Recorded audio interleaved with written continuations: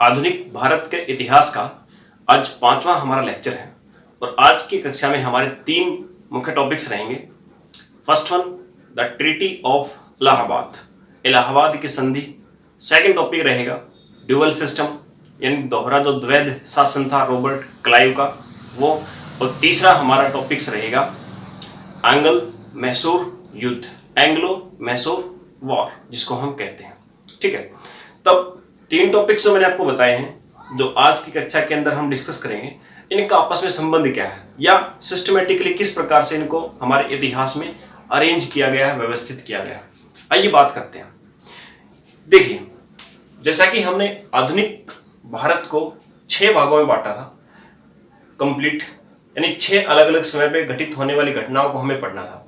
तो पहला भाग उसका जो स्वतंत्र राज्यों का उदय यानी राइज ऑफ इंडिपेंडेंट टेरिटरी, वो हम पढ़ चुके थे। अब उसके बाद सेकंड भाग हमारा गवर्नर, मैंने आपको बताया था गवर्नर। ठीक है, ये दूसरा भाग हमारे आधुनिक भारत का इतिहास का गवर्नर, ये टॉपिक का नाम यानी हमारे आधुनिक भारत का इतिहास का नाम उसका एक सेक्शन है गवर्नर। गवर्नर का मतलब क्या है कि अंग्रेजी हुकूमत जब थी, यानी कंपनी का शासन जब था, तो कंपनी वालों ने क्या किया कि अपने वहां से गवर्नर अपॉइंट करके भारत में भेजे जाने लगे।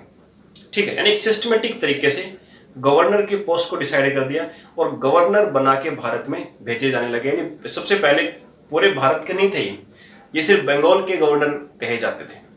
तो गवर्नर जो बना के भेजे कंपनी ने, मुख्य रूप से 3 ऐसे थे जो सिर्फ गवर्नर बन के आए थे और गवर्नर ही रहे थे, जिनके अंदर से 2 कार्यवाहक थे और 1 गवर्नर था आपका।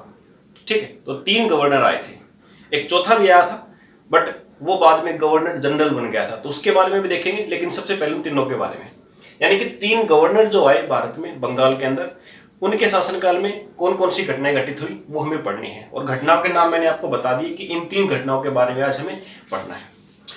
आइए देखते हैं कौन कौन से गवर्नर थे। सबसे पहले तो जो आए थे लॉर्ड क्लाइव, ये आए थे बन के भारत में गवर्नर। सेकंड एक आए थे वर्ल हर्स्ट और थर्ड कार्टियर नाम से। ये 3 गवर्नर आए। समय काल क्या था इनका, टाइम पीरियड, ये आए थे 1765 से और 1767, ये इनका टाइम था जब तक रहे। ये बने थे 1767 से 1769 और इनका टाइम था 1769 से 1772। तो 3 अलग अलग समय पे 3 गवर्नर्स अपॉइंट होके आए। एक चीज याद रखिएगा, ये जो दोनों थे, ये जो 2 गवर्नर थे, ये एक्चुअल में एक्टिंग गवर्नर इनको कहा जाता है, यानी कार्यवाहक गवर्नर इनको कहा जाता है। अब आइए जानते कि कौन से गवर्नर के कार्यकाल के अंदर कौन सी घटना हुई थी। जो लॉर्ड क्लाइव है, इसके काल में हुई थी ट्रीटी ऑफ इलाहाबाद, यानी जिसको हम बोलेंगे इलाहाबाद की संधि, ट्रीटी ऑफ इलाहाबाद की संधि। अब इस संधि का बैकग्राउंड क्या था, क्या क्या निर्णय लिए गए, कौन कौन से विचार भारतीय राजाओं यानी प्रिंसलीज पर थोपे गए, वो हमें यहाँ पे पढ़ना है। उसके बाद वर्ल हर्स्ट जो गवर्नर थे, एक्टिंग गवर्नर, कार्यवाहक, यानी कि कुछ समय के लिए कार्य को निर्वहन करने के लिए आए थे। एक्चुअल में गवर्नर नाम का इनको पोस्ट नहीं दिया था। जैसे कि अगर कई बार राष्ट्रपति के अगर कार्यकाल के दौरान या तो महाभियोग चला के वो हट जाए और समय उसके 5 साल पूरे नहीं हुए हों या मृत्यु हो जाए, तो कुछ समय के लिए उपराष्ट्रपति या फिर सुप्रीम कोर्ट का जज, वो जो कार्य करता है राष्ट्रपति का, उसको बोलते कार्यवाहक राष्ट्रपति। इसी प्रकार से यहाँ कार्यवाहक गवर्नर थे दोनों ही। इसके काल में क्या हुआ, कौन सी घटना हुई। इससे पहले एक चीज और बता देता हूं कि लॉर्ड क्लाइव जो है इसी ने लाया था, एक सिस्टम लाया था जिसको हम बोलते हैं ड्यूअल सिस्टम। ड्यूअल सिस्टम यानी द्वैध शासन प्रणाली। शासन प्रणाली कौन सी, द्वैध। ये ड्यूअल सिस्टम क्या था, बड़ा ही इंपॉर्टेंट है ये भी। वर्ल्ड हर्स्ट के टाइम पे कौन सी घटना हुई थी, इस टाइम पे हुआ था एंग्लो मैसूर वॉर, यानी जिसको हम बोलेंगे आंग्ल मैसूर युद्ध। आंग्ल मैसूर युद्ध, ये तीसरी घटना। तो ये अलग अलग गवर्नर्स के शासनकाल के दौरान घटित हुई थी। तीनों को हमने अलग अलग से पढ़ना है, सभी का बैकग्राउंड जानना है, इनके रिजल्ट जानने हैं, कौन कौन सी ट्रीटियां हुई, क्योंकि एग्जाम के अंदर ज्यादातर क्वेश्चन आप किसी प्रकार से पूछे जाते हैं, कौन सी संधि हुई, उसके अंदर क्या क्या निर्णय लिए गए, किस युद्ध हुआ तो उसका बैकग्राउंड क्या था, कोई शासन प्रणाली आई तो किसने चलाई और क्या था उसके अंदर। ठीक है, तो आइए एक बार शुरुआत करते हैं सबकी।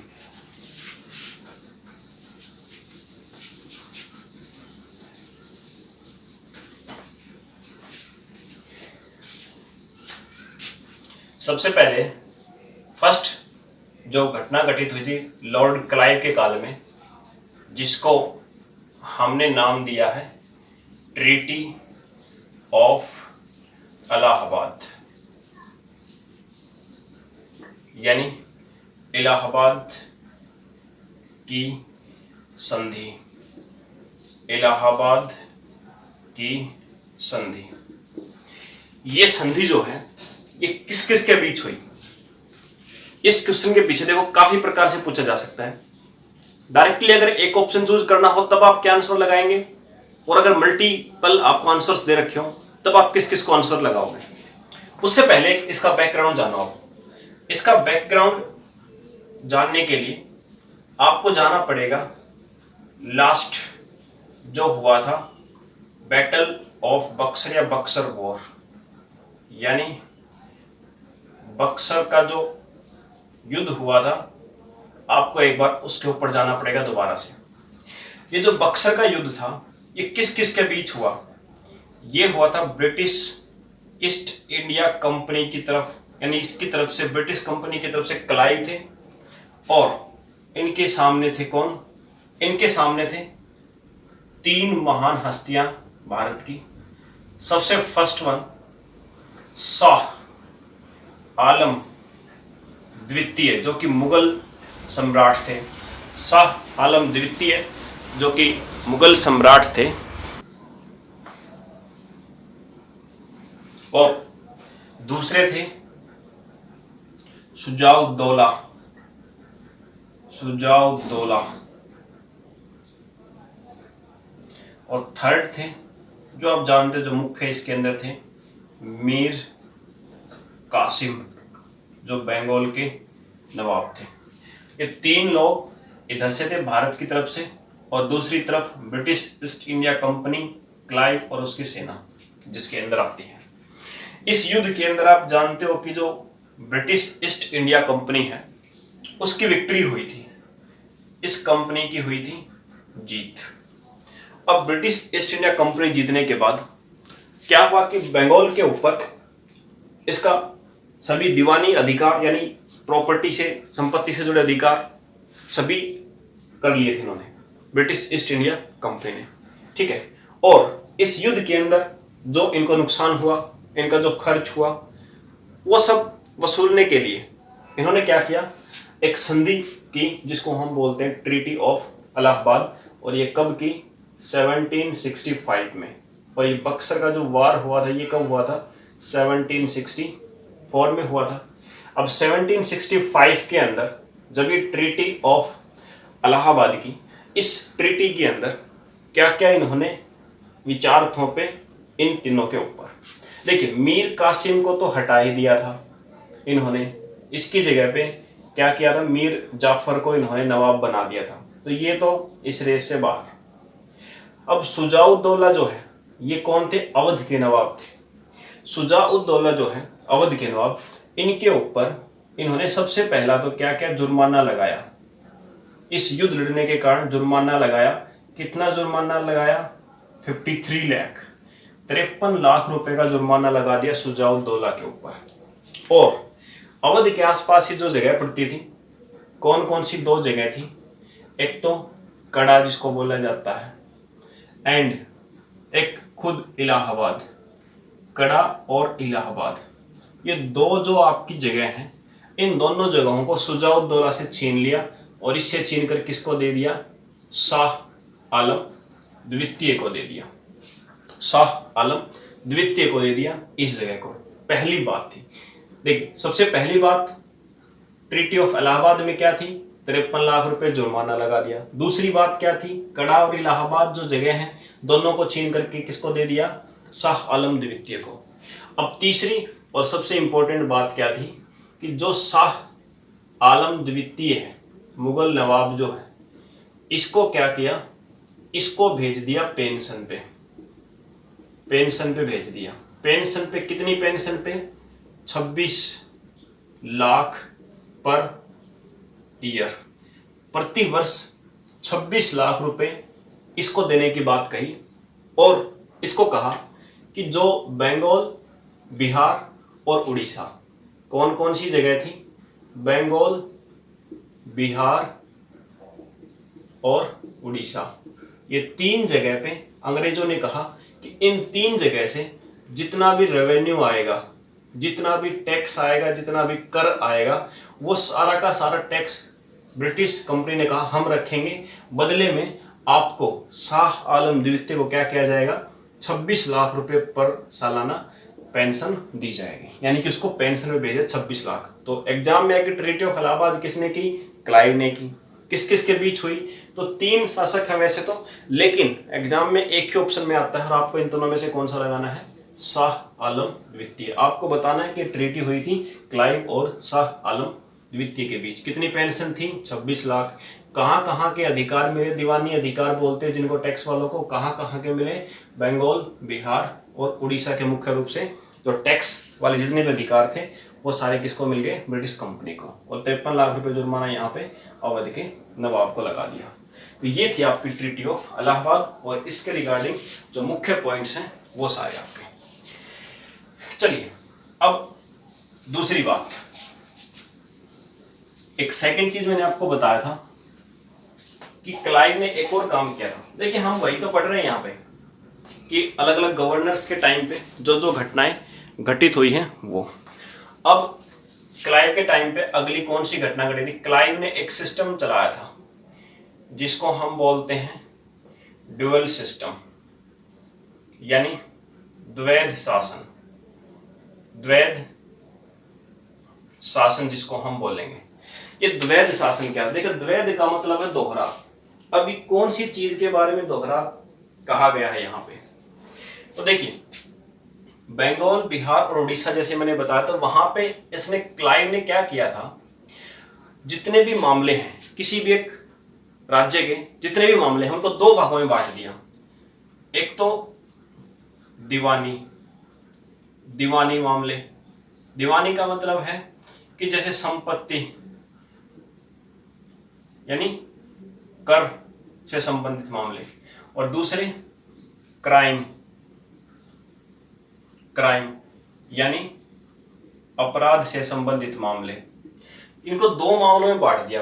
किसी राज्य के सारे जितने भी आपके मामले थे, इंसिडेंट थे, सबको 2 भागों में बांट दिया, एक दीवानी और एक क्राइम, यानी एक संपत्ति से रिलेटेड यानी कर से रिलेटेड और एक अपराध से रिलेटेड। और कहा कि दीवानी से रिलेटेड जितने भी मामले हैं, जितने भी संपत्ति से रिलेटेड है, रेवेन्यू है, कर जितना है, उससे संबंधित सभी मामले किसके कंट्रोल में रहेंगे?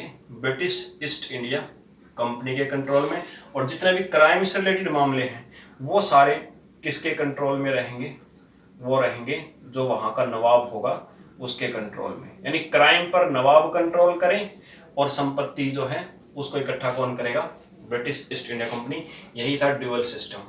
एग्जाम में पूछा जा सकता है कि ड्यूअल सिस्टम जो है वो किसने शुरू किया था? तो आप याद रखेंगे क्लाइव ने शुरू किया था। चलिए ये तो एक छोटी सी बात। अब तीसरा हमारा टॉपिक जो मुख्य टॉपिक आता है यहाँ पे, मैंने आपको बताया था कि और घटना घटित हुई थी जिसको हमने नाम दिया है एंग्लो मैसूर वॉर, आंग्ल मैसूर युद्ध, आंग्ल मैसूर युद्ध। कब हुआ था ये? इसकी डेट मानी जाती है 1767 से 1769, 1767 से 1769, ये इसकी तारीख यानी तिथि मानी जाती है। किसकी? इस युद्ध की, एंग्लो मैसूर युद्ध की। देखिए युद्ध की शुरुआत कहां से होती है?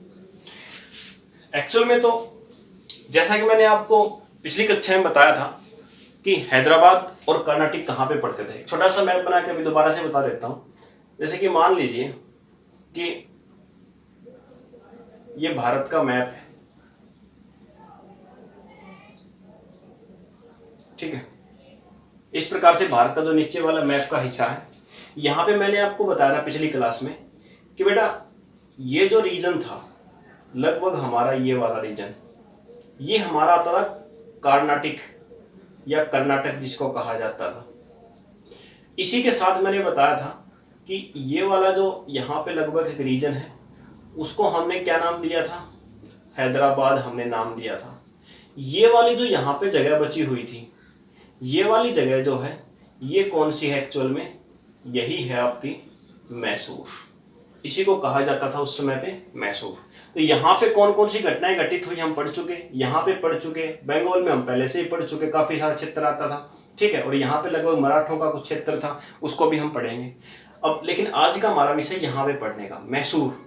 तो मैसूर के अंदर ही हुआ था आपका एंग्लो मैसूर वॉर, आंग्ल मैसूर युद्ध। 1767 से और 1769 तक ये युद्ध आपका चला था।